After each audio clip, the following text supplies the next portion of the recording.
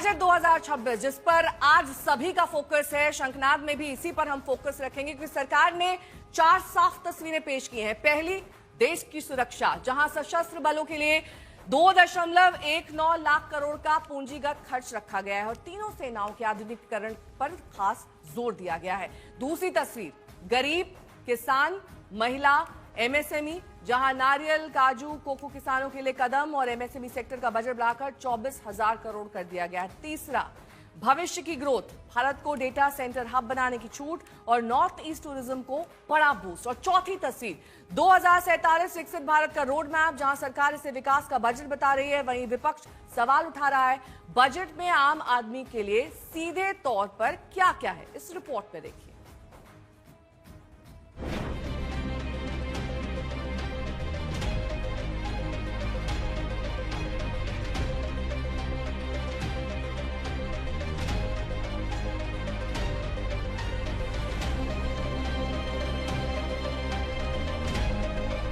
वित्त मंत्री निर्मला सीतारमण ने 9वीं बार भविष्य का बजट पेश कर दिया। ऐसा बजट जिसमें भविष्य की बेहतरी का खाका है, ऐसा बजट जो भविष्य के सुंदर संभावनाओं से भरा हुआ है, ऐसा बजट जिसमें भारत की ताकत को बढ़ाने की कोशिश है।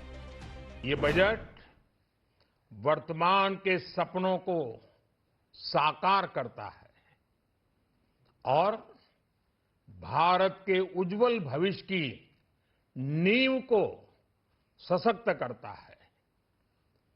ये बजट 2047 के विकसित भारत की हमारी ऊंची उड़ान का मजबूत आधार है।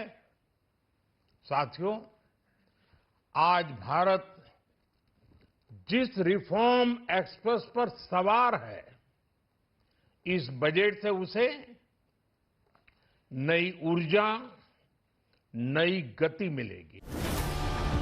रिफॉर्म एक्सप्रेस पर सवार इस बजट में विकास के साथ संवेदनशीलता को भी प्राथमिकता दी गई है। मेक इन इंडिया, निवेश और निर्माण पर जोर देकर सरकार इसे रोजगार और आत्मनिर्भरता की मजबूत नींव बता रही है।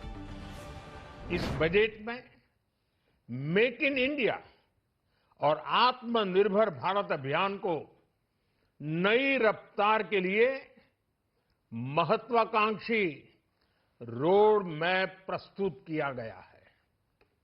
इस बजट में नई उभरती इंडस्ट्रीज यानी सनराइज सेक्टर्स को जिस मजबूती के साथ समर्थन दिया गया है, वह अभूतपूर्व है। बजट में विकसित भारत की रूपरेखा है, भारत के आधुनिक बनाने की गाथा है, हर वर्ग का ख्याल रखा गया है। भले ही इस बार पिछली बार की तरह नौकरी पेशा से जुड़े लोगों को इनकम टैक्स में राहत नहीं मिली, लेकिन